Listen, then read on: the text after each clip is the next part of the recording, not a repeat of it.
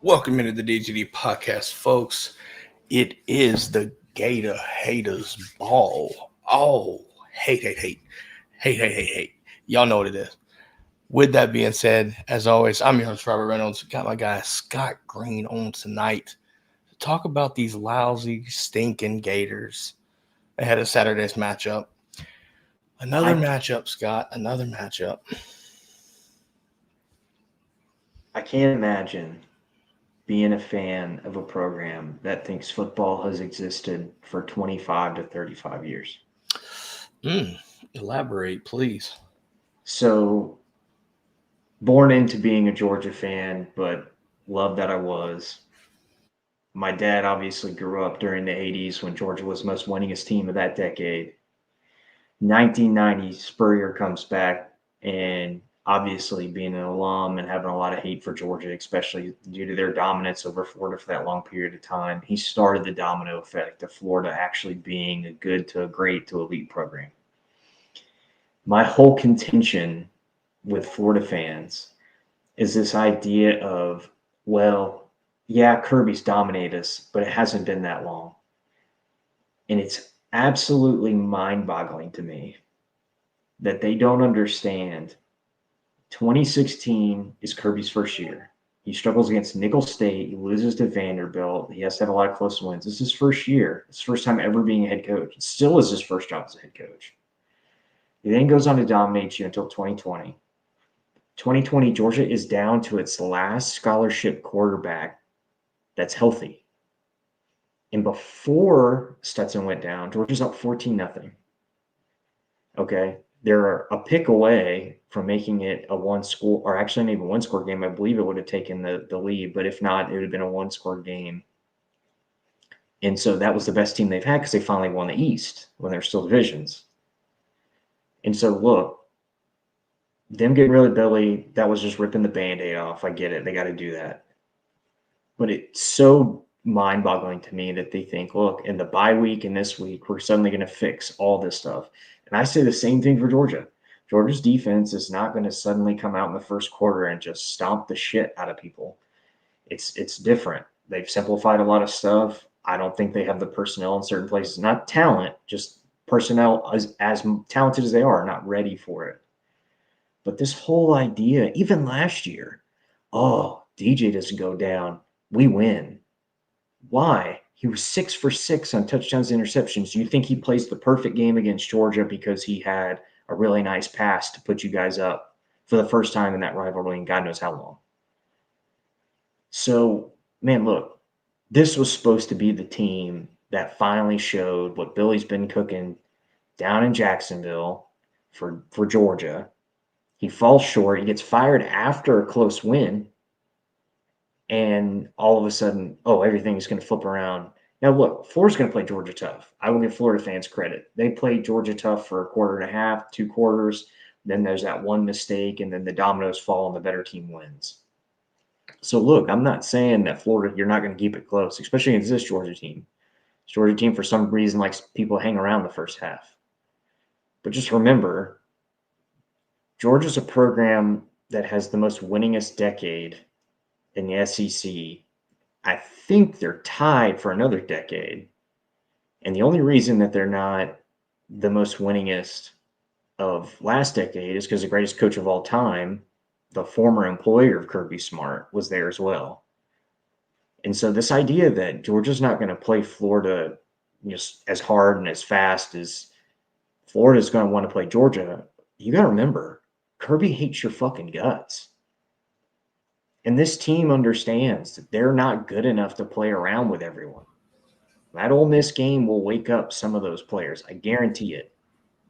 And I saw a prediction 33-31 against Georgia. Now, look, I'm not saying it's not possible, but you're trying to convince me that Florida is 2 points shy of what Ole Miss's offense is? After we just watched Ole Miss move the ball all over Oklahoma, who was considered the second best defense in the nation, if not the best. And mind you, Oklahoma whiffed on 3 touchdowns. I'm talking just layups, perfect drawn stuff. Now, look, you can't count it, but it's just like, God dang, man. Ole Miss didn't miss on anything for 3 quarters against Georgia. So, look, Florida fans, you should be excited because there's some sort of change. But me and you both know, deep down in our hearts, this is a done season for you. The best thing you can hope for is get a good bowl game and hope Kirby doesn't go down to Florida and plunder more talent and hope to God Lane Kiffin actually entertains it. And look, there's a reason you're paying that 13 and a half, making him the most paid head coach in college football. It's because you understand where your program's at. And hopefully, this Saturday, Georgia reminds you. There's levels to this. You know you were at it. Now we are. And we're not going anywhere until Kirby does. Yeah, no, I think it was perfect. Excuse me, that you brought up the having Kirby smart, because he'll always hate Florida, probably more than anybody. And for for any Florida fan that might not know, we'll give you a brief history lesson. It started back in '96 when Spurrier started. Well, I think it was the first time anybody had scored 50 points or more on Georgia at home. And ironically, Kirby was on the field when he scored the touchdown to take them over 50. Correct. So best believe he hasn't forgot. I know our guy Juan didn't forget. He still has not forgotten about that. And I guarantee you, if it ever got to a point where it was a home and home, it would be disgusting. I think Kirby would drop 7. I think Kirby would try to Florida State your ass in your own stadium. Yeah, and it wouldn't be easy. Look, I'll give Florida fans credit here. I don't think Billy was ever the guy. I know you guys overhyped him in a lot of ways. I do think he's a good dude. I think he built a decent culture, but winning is everything. Winning is proof of concept, right? He has still made the Swamp a really, really tough place to play. So you're absolutely right. Kirby would put that as a gem in his crown if he went down to the Swamp and emptied that place by third quarter. And he does that at hard places. Okay, your contention's, oh, Bama this, Bama that. Sure, like you can't beat Bama for whatever reason, a lot of different myriad of reasons why. Okay, he goes into Knoxville and beats great Tennessee teams and does it, or even good. Like you just say, hey, look, if I'm going to be really critical, they're good. But they're really tough to play in Knoxville. Bama hasn't won there in the last 2 games. So this weird idea that beating them in the Swamp wouldn't be a huge, huge testament and a real smack in the face to what they did. Oh, and he would do the same thing. If it ever came home and home, he would absolutely run it up. That'd be one of the few teams, but with their Power 4, their conference opponent, Kirby doesn't pull back the reins all that much unless he has the opportunity to death march in what would be a 1-score game if they mess it up. So absolutely. Oh, my God, yeah. You know, I also look at this, right, both teams coming off of a bye week, but vastly different, if you will, right, because of the state of the programs, right? Georgia, for what it's worth, Georgia comes back in looking ahead to this week fairly healthy, to be honest. Whereas Florida is quite the contrary. They're having to deal with interim head coaching, right? All this situations, right? I think everybody knows Billy's fired by now, but right, can we get Lane? Well, LSU job opens up. Probably not. Probably not. So what do we do is probably what the question is down at Gainesville. Billy Gonzalez, I think is the name, a receivers coach, takes over for interim head coach. Yeah. I know they've got a good receivers, right, with Eugene Wilson and all those guys. Yeah. However, this is the Wednesday night injury report, right? It's fairly straightforward this week, at least at this one specifically. For Georgia, there's only 4 folks, and it's out, and I think it's kind of obvious here, but we'll read them out anyway, and that's Colby Young, that's Ethan Barbour, that's Talon Taylor, and that's Kyron Jones. Whereas, well, first things first, let's break this down. That's a healthy team for what it's worth. Because there's no questionables, there's no doubtfuls, probables, nothing. It's just 4 out. That's it. Things can change. Please understand that we know that. However, as of an hour and a half ago on Wednesday, this is what it is for Georgia. Compare that to this list for the Gators. Running back Trayon Webb, wide receiver Vernell Brown, that's their leading receiver. Edge LJ McCray, I think that's one of their best defenders, probably on the D-line at least. You've got Aiden Mizell, that's another receiver down. You've got Aaron Gates, that's a defensive back. Running back Jacoby Jackson, DB Dijon Johnson, D-line Caleb Banks, but they're two questionables. You got running back Duke Clark and defensive back Javion Toombs. Buddy, that's a list. That's heavy. That's 3 running backs on the injury list, 2 or 3 D-line, 3 DBs. Like, but you're banged up. Banged up. Well, and you know how this is too, Rob, when it rains, it pours. So they've had a really hard season for what they're dealing with. What's frustrating is you go in, you dominate Texas at home, then you turn around and you have all these catastrophic errors. You win a close one, but that can add to kind of a team's morale, and that can cause kind of pushing or playing tight or practicing in a certain way, and that leads to injuries. I mean, look, Florida's always been talented. That's one thing that kind of makes it funnier to dominate these teams is when I had a conversation, not to throw, a throwback here about Mullen getting fired, I said, look, this is going to be a huge mistake. You got to understand when you open up your position, it's not a matter of, okay, we fired our guy, we just go get the next. It's, well, who's going to say yes? Who have you talked to and prepped and said, all right, we have a soft yes from so-and-so, and that's one of our top 3 picks?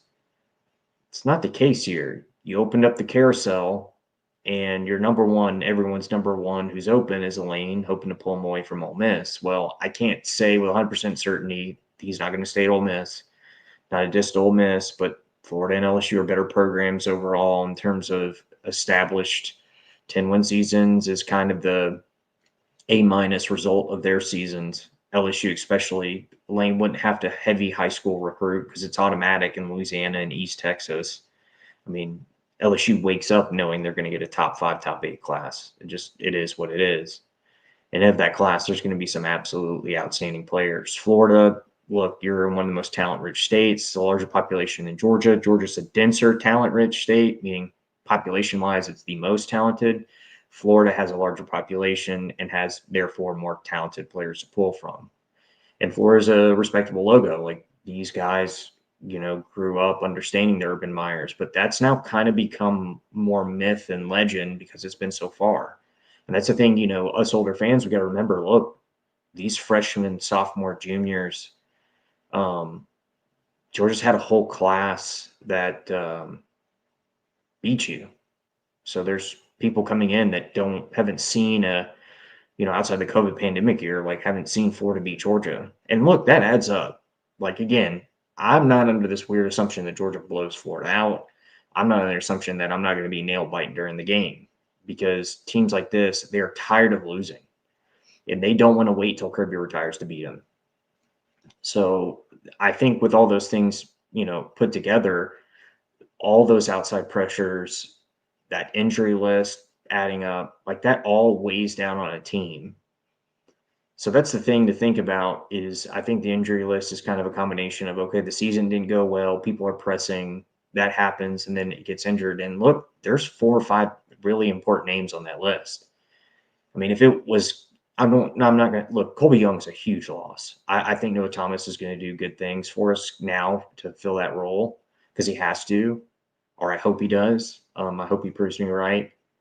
But outside of that, those are all young guys that were trying to step up and establish what their future role was going to be as a full-time starter.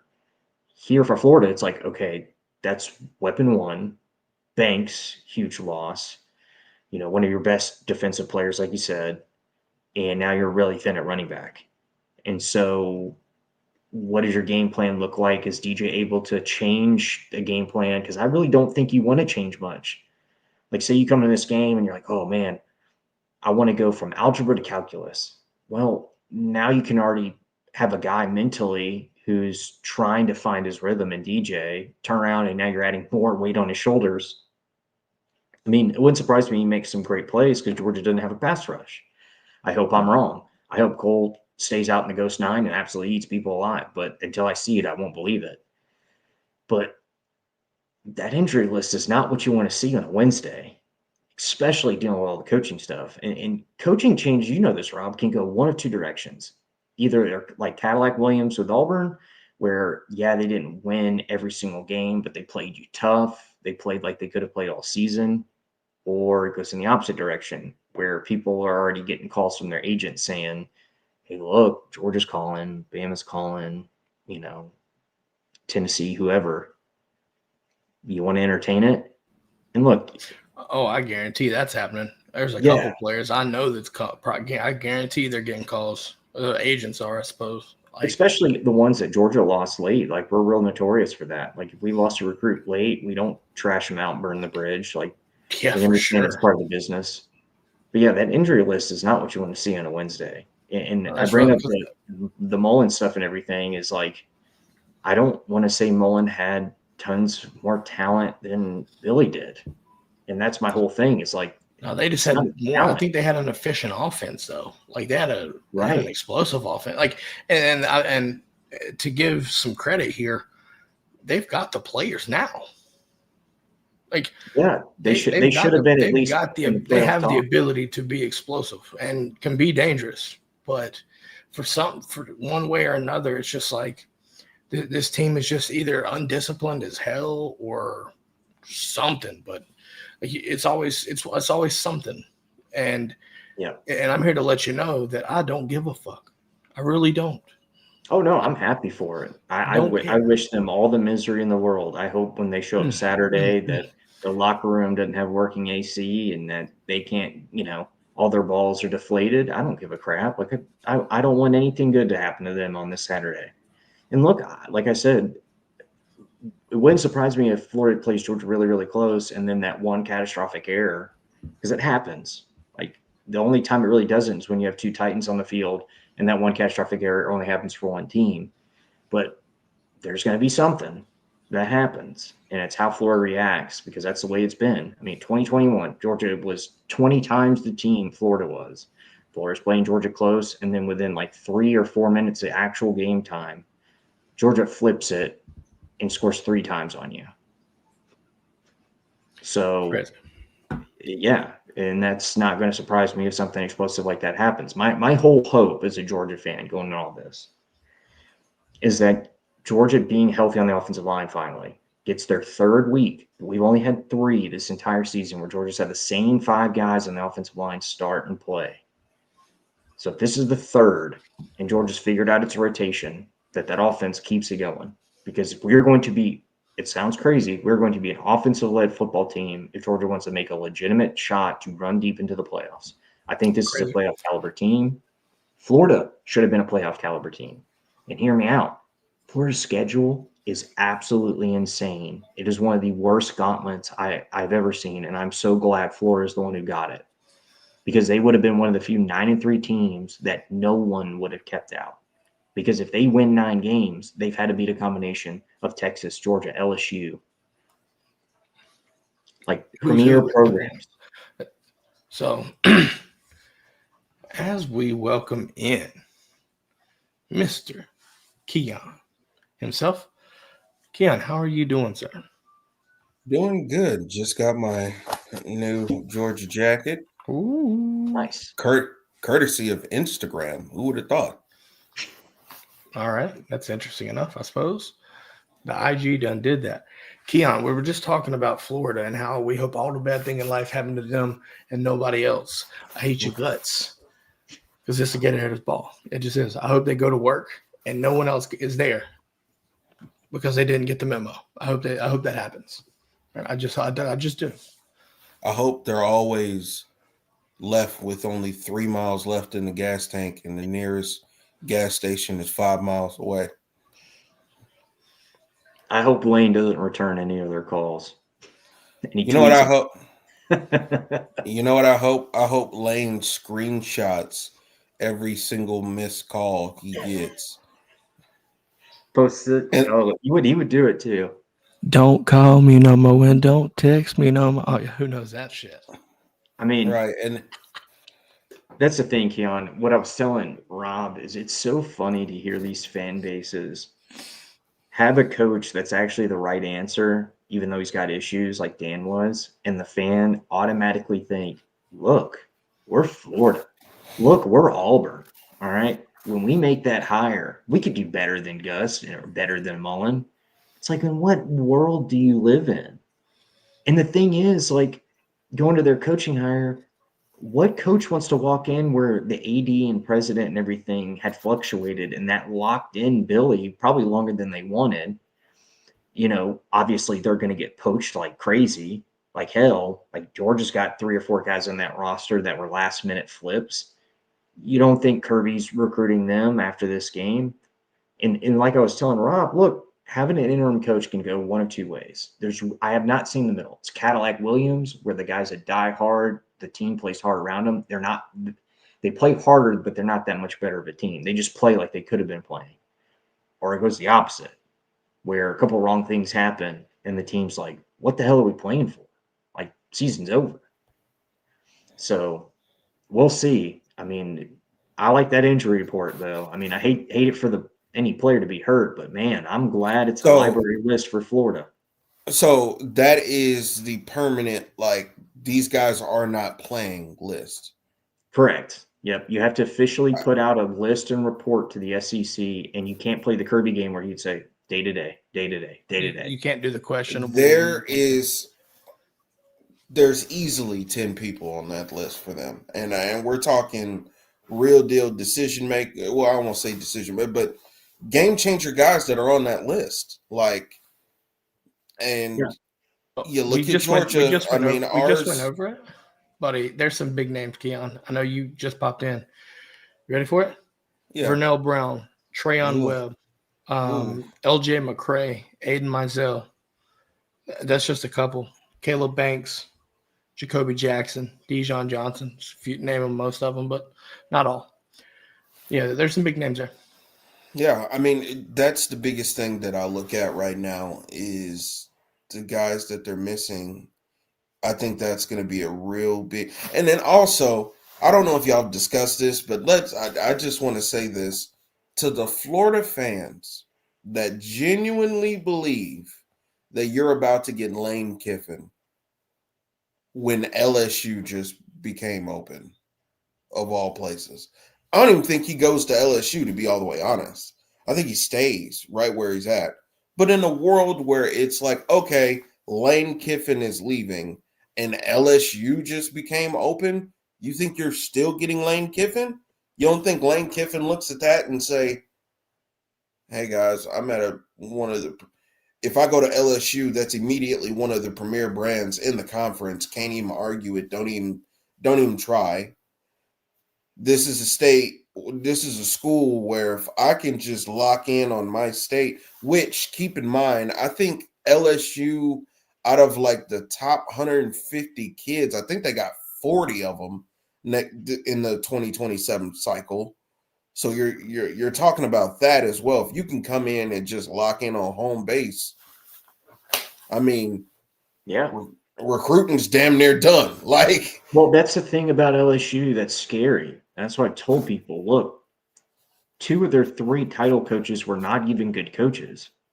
Like, Coach O couldn't coach Kirby in any way. If they both just called same team, clipboard to clipboard, he would get smoked. Right. He inherited an insane amount of talent and hit on one of the best college quarterback performances we've seen, one of the best college quarterbacks in the SEC we've seen ever. LSU inherits in-state talent and East Texas talent. Like, they can wake up and know, look, we're barely recruiting. We're going to get a top 8 class this year. And Florida should be that way, but they're not.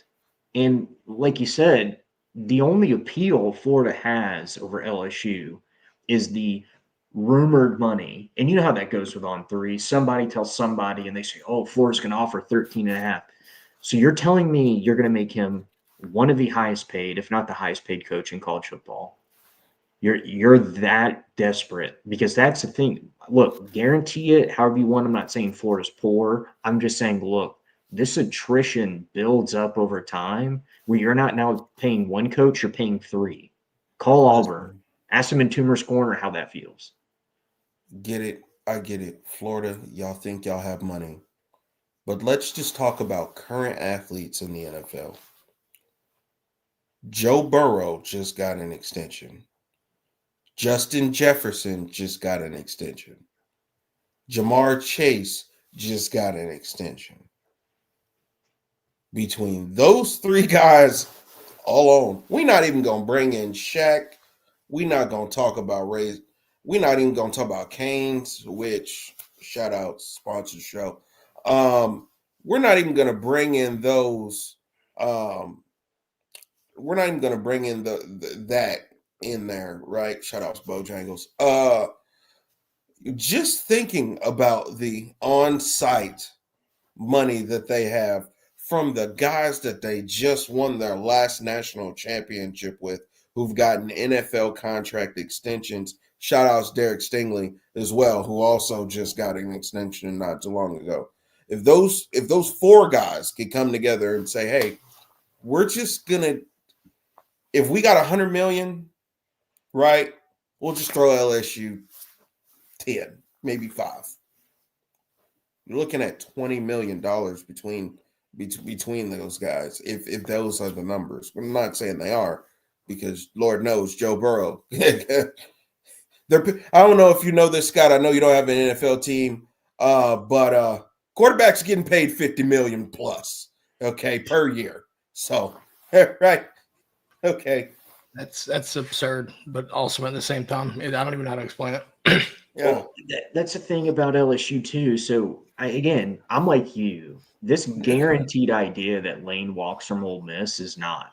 It's not guaranteed. He may really truly like it because he understands I can exceed their expectations and learn and fix my coaching mistakes while not having someone breathe down my neck and say, look, in year 4, if you haven't hit this benchmark, you're gone. Now, obviously, LSU would have that. Florida, I don't know if they're in a position to have that. They may say it, but it's like, I'm bringing you back from 4 years of embarrassment.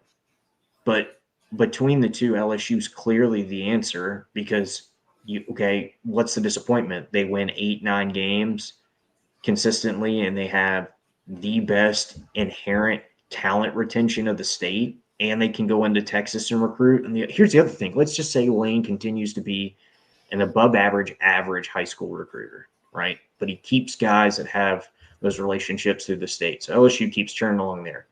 He's one of the best guys that pulls people out of the portal, man. Like, understand, he found a D2 guy in Trinidad who's in the top half of the conference who just walked into Norman and beat arguably the second best offense while whiffing plays. He made the hard plays look easy and the easy plays look hard, but he did it. So, again, in Florida, it's not that you don't have talent. In Florida, look, it's not that you're not inherently a good program. It's just where you are today. And if you're going to pay him to be the number one head coach and payment, like, that's something you got to really think about is, man, are we burning the candle at both ends? Because you got to think, Billy got fired, so Billy's getting some change. Where's everything out with the program, the AD, the president, all that other stuff that had to get fixed? So, look, I'm sure they'll get a good on-brand coach, like paper-wise. But this idea that, oh, we can't miss. We call Lane. He says yes. It's like, you got to get out of that mindset. You're not there right now. I think the big thing that they have to understand is you have to get a yes. You have to get him to say yes. You have to get him to say yes to you, but no to LSU, when damn near everything is already in place for him at LSU to, hi, my name is Lane Kiffin. I'm going to walk into your living room and you're going to come to LSU. Why? Because go Tigers. I mean, you're still talking about doing that compared to you're really going to have to hit the trail hard at Florida because Florida has muddied their name. You're also dealing with a shit organization in regards to the AD. Yep. Listen, and brother, let me tell you, we're talking about shit organizations. This is where I take over. The Giants fan in me hey, Florida fans, let me tell you how this is finna go. Even if it does work, right? Even let's just say you get Lane Kiffin. Let's say you just get your dream coach. But see, here's the problem with being a shit organization. You don't get your dream coach. So, yeah, hey. But let's just say you do it. Let's say you go 10 for 10. Boom. You got Lane Kiffin. Congratulations. He has to go out here and outpay recruits that are from home with you promising them immediate playing time while also promising them their development along with whatever money you decide to give them, because that's the thing. When you muddy your name in this college football recruiting shit, doesn't really bode well. Plus, guess what? There's some guys on the roster right now that was projected to be high value draft picks that aren't anymore. So now you got to go in the living rooms and explain why the last guy sucked, but that was all him though, even though the guy before him sucked, but that's still all them though, but that's not me right here in your living room. Go to Florida. No. All while Miami's pacing. All while Miami is just Miami just got a flip for a D line from Clemson tonight. Keyshawn Stansel out of Clayton up here. And that's the other thing. Miami's not going to stop paying. They have picked the way they're going to recruit. And look, the ACC eventually will go away.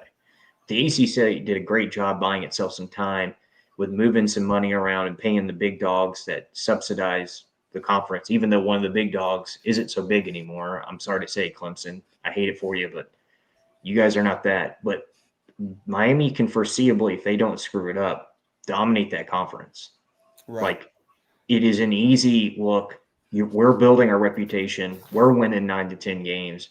We're looking to go to the playoffs. We're looking to build up that legend that we had, be the program that we used to be, and we're going to pay. And, look, we pulled a quarterback from Georgia. We pulled this talent from these guys. We win all these recruiting battles over and over and over again. And look, we're the premier program in our entire conference. And then you look at Florida, and it's like, yeah, we have some good reputation. Urban Meyer, Dan Mullen had a lot of top 10 teams, so on and so forth. But like you said, it's not a clean slate. Like, a lot of this is relationship based over 5 to 10 year windows. So now you're trying to, like you said, unsell what the previous guy did. And look, Lane could do that to a degree, but Lane is not notoriously known for heavy high school recruiting and really, really hitting the trail. Now, I'm sure he'll get guys who do, but the question I have to Florida fans, if there are any who want to answer this question, look, man, what does Florida have over LSU today? Nothing. And that's the way you got to look at it. It's not what you did 5, 10, 15 years ago. It's what did you do the last class, that's 3 to 4 years, that LSU did not. LSU won the West when they started the spring or late previous season with 38 scholarship players. Talent is never going to be tried at LSU. Like, LSU is a perfect example of what the SEC is. They could be 6-6, and on that damn roster are 8 NFL guys. Right. So, yeah, they're not coached well. Yeah, they don't do this well. But you don't believe that one weekend when they finally put it together, they can beat anyone? And look, Florida should have been that, but you haven't. Hey, by the way, I want to pause for a second on this. Did y'all hear about Tom Fernelli's prediction for Florida? No. For coaching? He predicted Glenn Schumann. Look, Glenn will recruit really well, but taking a big gamble in a place where you're not really in a position to take one. So try to use Georgia. Sure, Mark Richt's a Hall of Fame coach who was winning 10.5 games a season. His issue was not just winning the East, it was winning it all, which is a different position than, holy crap, are we going to go to a bowl game this year? Like, if you want, look, I would wish Glenn the best, but that is a rough first job. I don't first and foremost, I don't believe that he would even take it. I don't. Agreed. I'm not with it. Yeah. So in the world of where I'm wrong, brother, good luck. Okay. We will still continue to smack that ass once a year for sure.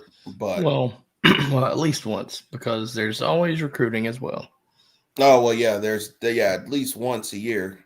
And Hmm. well, until the recruits show up, then there's going to be that too. But yeah, if that's what you want, good luck, buddy.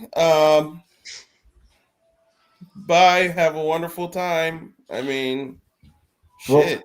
I want that's the thing too that I don't think they get is these next games are really important to Florida. Again, I think Florida's going to play Georgia really tough. I think we're going to be nail biting. Hopefully, For the first two and a Georgia, half, Georgia, maybe two and a yeah, half quarters. yeah. Well, and that's all obviously the motive for this Georgia team too. But if you don't win and you go on a slide, now you 100% know all these agents are selling their guys out to other teams and opening up communications. So what does the roster even remotely look like? Yeah, there's one portal window. A majority of this roster is gone. And so Glenn is a first timer, is likely to go in. Like maybe some miracle happens and Florida maintains their roster to some semblance of what it is, but I just don't see it. Not with the way things are right now. But I don't see, think Glenn's gonna say yes to that. now, and I also saw the reaction from Lagway when it came to, people were talking about him potentially hitting the portal. It's like, oh, I'm a Gator, man, and it's like, yeah, okay, it's good to say that like once things start, but you start piling on some more of these losses, make you might be a Clemson Tiger. I don't know. I mean, you might be, a an Baylor Aggie. Bear. Nah, he probably won't be an Aggie. They're not going to send Marcel Reed. But, you might be a Baylor Bear. You might be a. I don't look, DJ's super talented, not to get off on this tangent, but if you're a coach and you look at the film, there's a lot fundamentally that's just not there right now. And so it's Right. like, again, it's kind of like going with AR-15, man, tons of talent. Well, you're ignoring the injury issue, one, and two, his progressions literally got him 3 scores down in like 4 minutes of gameplay. Granted, it's a 21 Georgia team. I get that. That's in mid-major programs could manage that. Question for y'all guys to get back onto this game Saturday. I want to pose a question for you. Take a little quick trip down memory lane before we get back into some things. Got some keys to victory real quick too. Actually, let's do that first, and we'll come back on it. What does Georgia have to do to win this game Saturday? Establish the run offensively and build out from there. I think that's the thing. Start fast again, which is what they did against Ole Miss, who, look, say what you want about Ole Miss's defense. I'm sure you guys watched the Oklahoma game. That Ole Miss defensive front was whipping Oklahoma's. Oklahoma scored on chunk plays and busts. They barely walked it down the field. And again, not a diss to Oklahoma. They're kind of in a weird spot with Mateer's injury and coming back maybe too soon. You could argue that. But that Ole Miss team, especially, we have a very good staff. We have elite and we have just good, and the good's dragging the elite down. But that game has to wake something up going into the bye week, especially defensively. If anything's going to get woken up, it's got to be here. And look, Davin said something great. He's like, you kind of are what you are. And I agree, because you can only marginally improve, but those small margins make a difference, especially when you're setting up teams on 3rd and 7 and they're the ones converting. And it's like, well, who are those teams? Okay, the Ty Simpsons of the world, Joey Aguilar's, and Trinidad. So you do that to Florida. Okay, are they going to convert as many? I'm sure they're going to convert a few. Again, I think they're going to have probably a hellacious game plan as best as they can get. But set them up in 3rd and longs and test them and make it where DJ has to win the game. But to do that, you need to send pressure. You are not generating it with 4. You have to get to DJ. They're really plenty good at stopping the run. You got to make sure those sons of bitches cannot stop yours. You do that, and I truly have faith, because Gunner's a diehard. like, again, he will cut his arm off. He's going to play harder against rivalry teams, it appears like, or any team with an SEC badge on it. So those are the two big things. I mean, it's simple, but it's just the God's honest truth. Push those motherfuckers around. Yeah. I mean, I definitely agree. Establishing the run is going to be huge.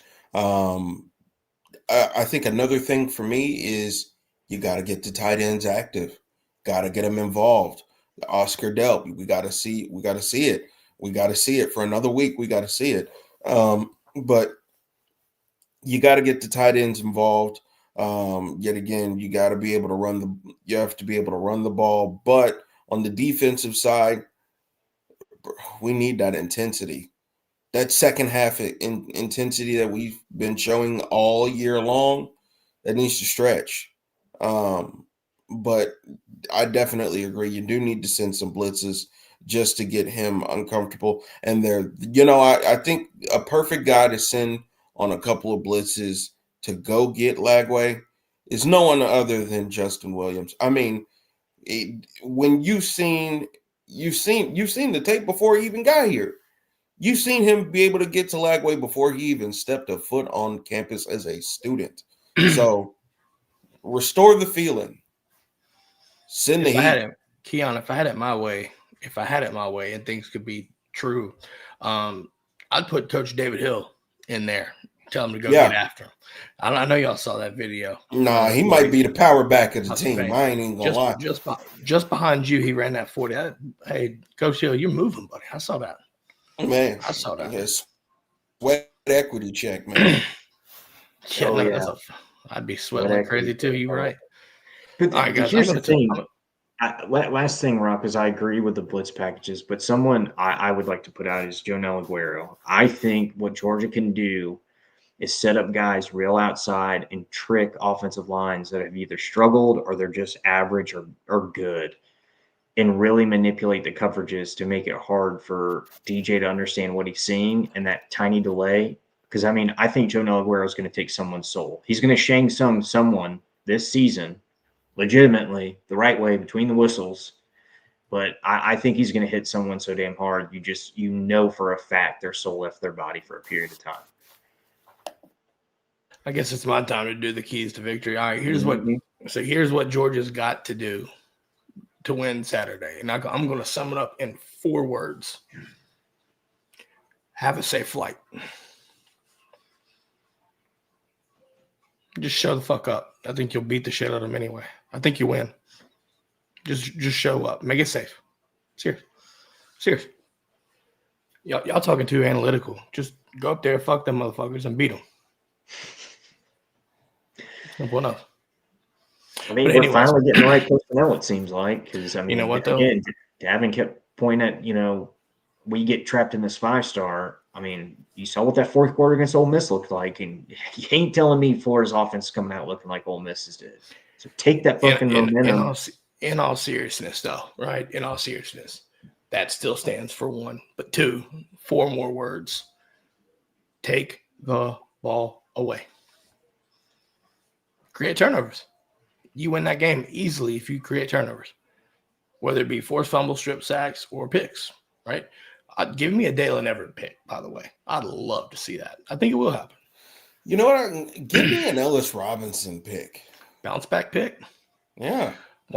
As we're going there, I mean, you can sit there and kind of realistically think of several folks.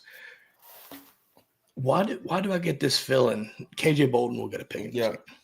Because I think they're going to have to – listen, Florida is going to take deep shots, might I add. They will. So the question there lies, well, how will they stop Dallas Wilson? Well, if you do that, I think KJ can sit there and just lurk and pick, Any bold predictions, Scott? I think there's going to be a Georgia running back with at least 10-plus yards a carry. Ooh. I think Chauncey Bowens is getting healthy with that calf.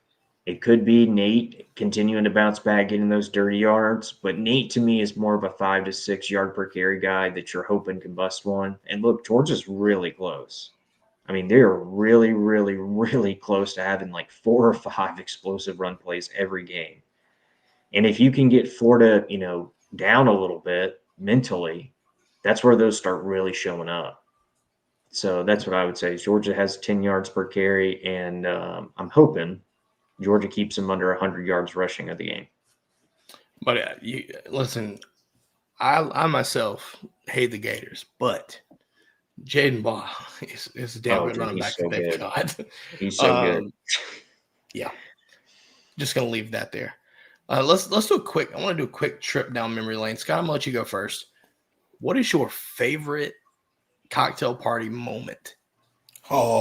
It is so easy for me. And again, I love all the Kirby moments because Kirby's dominated. My favorite moment was when the Tim Tebow team, Mark Richt has been dominated by Florida. You can see the trend building. Georgia's in white jerseys. No Sean Reno out of the I formation, lunges, crosses the ball over the line, and the entire bench erupts and jumps and starts dancing all over the field. And look, I can't believe I'm forgetting his name. We haven't been away from CBS that long. But Gary Danielson? Gary Danielson immediately knew what it was. He was like, this was planned. They're doing this. And Georgia ends up winning that game against a really, really good Florida team. That's when my worst hopes were imagined that, oh, my God, Florida is going to be a title contender from now until, the end of time, because you know how all that is. But that is my favorite memory of Georgia just overall against Florida. But I'd say Kirby, honestly, it's the one where, don't say shit to them. The pregame speech. Yeah, oh yeah. That's my favorite, just memory around that game. That could be a ringtone. I guarantee you there's like more than a handful of people that's got that as a ringtone. Oh, 100%. Jeez. Keon, what about you, man? My favorite moment actually happened last year, and getting to see it live was absolutely amazing. The Nate Frazier Gator chomp followed by a throat slash. Like, I need y'all to understand that, to see that, like, be there and see that, and then to hear Kirby immediately after that flag gets flown. Like, Keon, he's cursing. You called that into existence that year, last year. Yeah, I did. I remember on the show, you called this into existence leading up to that game. That was also, you also did the same thing with ETN. Yeah. So, bold prediction. I want to give another one out there. So two-parter. Georgia scores the first 2 touchdowns. Gotcha. Chauncey Bowen scores and Gator chomps in the end zone. I like that. I like that 2-part. I like that 2-part right there. I like that 2-part. But to be at, like, y'all gotta understand where I was sitting, it was like I was right over the goal line. So to hear it, yeah, hit the like button.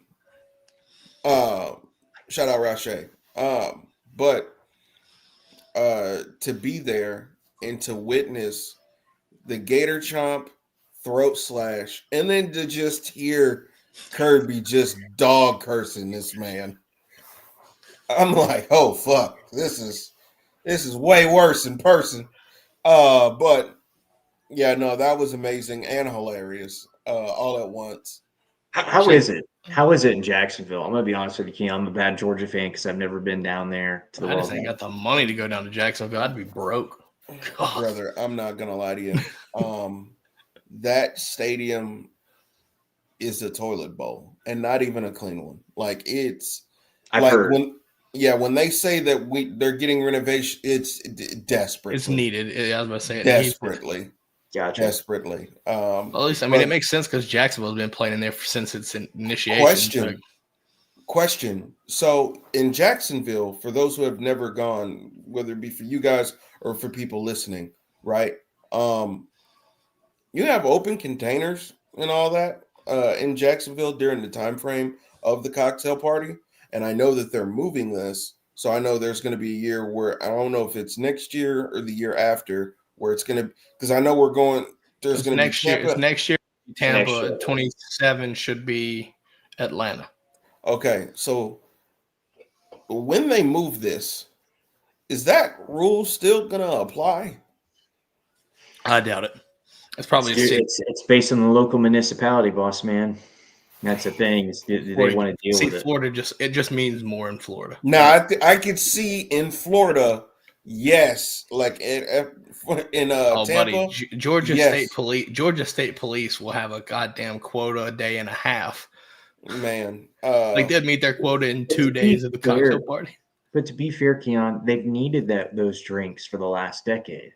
They've needed to have shit. I'd need to ask y'all this. Hold on, Scott, you're in Georgia right now. Could you imagine, right, going into Atlanta on 285 when they all meet? Could you imagine seeing all those goddamn mobile homes, those campers, all the Florida fans in their homes driving down fucking 85? It's unreal already. That's what I'm saying. Like, Atlanta is a miserable experience getting in and out of, even on good days. They need to have a YouTube documentary on Gator fans taking MARTA for the first time, because it's been like 5 years since they even made the situation game. and the confusing mess that is Atlanta's driving, and where the parking decks are all mismatched everywhere. Oh yeah, it's gonna be a nightmare for them. Just to put this out there, when they do move it. Yeah, that's right. They are. Yeah. Are there going to be so many fucking Hellcats out there? Trey, calm down. Yeah, getting sideways. I mean, but definitely when they have it in Tampa, I'm going to go to that. But yeah, no, I went last year in Jacksonville. Had a good time. Had a really good, away from the game, I had a good time. Yeah. Wait, here's what I said. People stay drunk all over Jacksonville. Tampa, that rule will still be an open container. Yeah, that's what I figured, is that Florida. Appreciate you, Rajay. But Atlanta's a liberal municipality. And when I mean that, I'm not talking politics. I'm just saying they do like the party atmosphere. But like Rob said, GSP's old school. So it's going to be a big mitigating factor. They're going to be like, look, no open containers, but you can have all this party stuff going on and do this and that and this and that. But it's going to be kind of one of those counter-reactionary things. Like, you can party, but no, old, brown cap is going to be out there. Blue cap is going to be out there looking for you. So, Scott, I got a question for you. Yeah. How can Georgia State Police give a DUI if a Florida fan's in their home driving? Because it's considered a vehicle at that point. What if they just park it on the side of what if they park it on the side and start drinking? Does that count? Get out the car? Drive? Maybe they're not. Then that's public intox. So if they are driving at any point in time and they're found intoxicated, even if you pull over, obviously you are operating a motor vehicle under the influence. So the way you would get around it is, if it's parked stationary and has not moved, been turned on for the purposes of moving it. Like if you turn on like a sub generator or you turn the engine on to bring power, they're not going to say anything. But obviously if they want to get you, they'll find something. Listen, I'm not buying it. I'm telling you right now. You're gonna get a lot of people's homes foreclosed by GSP. I'm gonna leave that there. Rob, what's your favorite memory? My favorite memory. Oh man. Tell me why Jarvis Jones comes to mind. Just crushed. Just fucking crushed. Florida's chances there. God Almighty. That fumble into the end zone right when they were about to score and just seal the game that was a dagger. I mean, there's a lot of good ones. I think I look at Nakobe's pick six where Gary Daniels is like, oh yeah, man, he ran it the whole way too. Gary had a bird's eye view, and he saw it before anyone else did on TV. Man, I'll tell you what though, I remember vividly that pick six, and I'll tell you why, because I'm sitting here at a trunk or treat watching it on YouTube TV. Hopefully they get that squared away. By the way, hopefully they get that situated. That's a whole different story. So about a trunk or treat, got earbuds in, and I hear it, and I'm like, he goes, uh-oh, and I'm sitting there, I'm like, oh, son of a bitch, and then you hear Nakobe intercepted. I'm like, oh shit. So I go back and look at him, like, oh dude, that's Nakobe Dean, for one, not the fastest guy, but two, just, I mean, IQ off the charts. Anthony Richardson got put in hell for 5 minutes and gave us 21-point swing. That was crazy. But not, I'd say, so you took my favorite, Scott. You took my favorite. Yeah, I think that's most all of ours. But here's the thing. Rashay knows this. Rob, Keon, you all know this. But to anyone else listening who didn't grow up during the Mark Richt era, you got to understand Mark Richt was the most even-keeled human being as a coach. You really couldn't see a lot of emotion.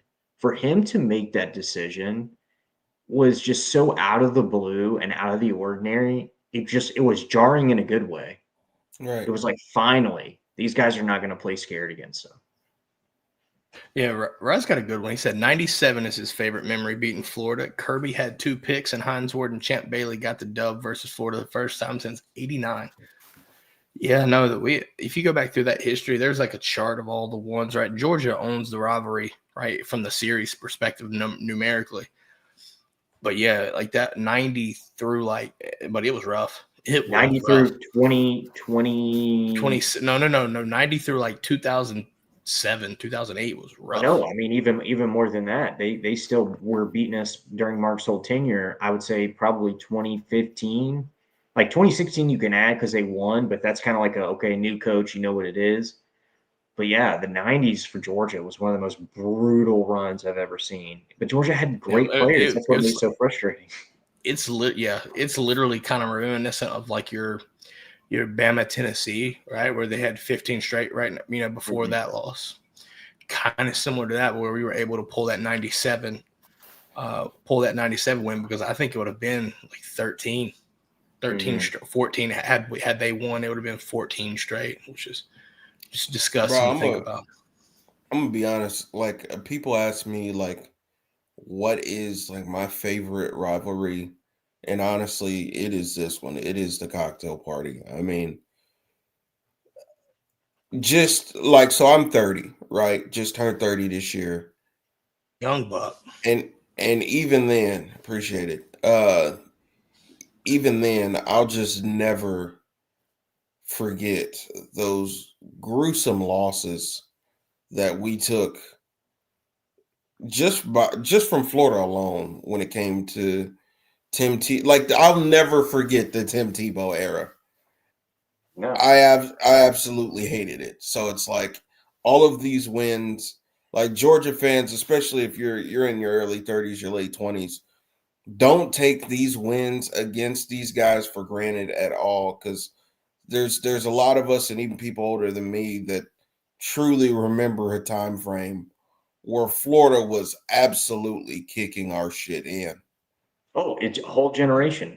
Really, a generation and a half. Yeah, we didn't know what it felt like to beat Florida. And I think that's one of the nails in the coffin for Mark. A very small nail, but it was a nail. Mm-hmm. Was, look, there's 2 games Georgia cares more about than any, just like any program does. Obviously, the Deep South's oldest rivalry and the world's largest outdoor cocktail party. And the thing that was really shitty about losing to Florida was you had a lot of good teams who did it. Yeah. And it with the way the BCS shook out and everything, it was just kind of one of those. Yeah, you knew once you lost to Florida, season cooked. Yeah, season cooked. Absolutely. And that's the thing. Look, I don't know if Florida ever be back to the Spurrier years, the Urban Meyer years. I don't know. That's, Hall of Fame coaches don't really come along all that often. But winning against your rival and consistently doing it, you do not need to hand wave it away. Beating Tennessee 9 times, beating, Auburn 17 out of the last 20, whatever it is. It may have been increased now because Georgia's done it so many times in a row. 4 times against Florida in dominant fashion outside of last year. I mean, but you beat them by 2 touchdowns. I'd still say, look, a late touchdown in a rivalry game, I don't care. I beat you by 14 points. Right. And sure, yeah, DJ went down. Boo-hoo. Stetson went down in 2020, and Georgia was up by 14 points. So I don't want to hear it. But, yeah, don't take this for granted. And no, Florida's going to come out. They're tired of fucking losing. So you got to kill them early. Guys, I hate to do this, but we got to wrap this show up. Something just took place. So we'll try to get back and give up some folks time. But with that being said, guys, have a good Saturday. We'll catch y'all next time. Have a good one. Go Dogs. Go Dogs. Go Dogs. Fuck Florida.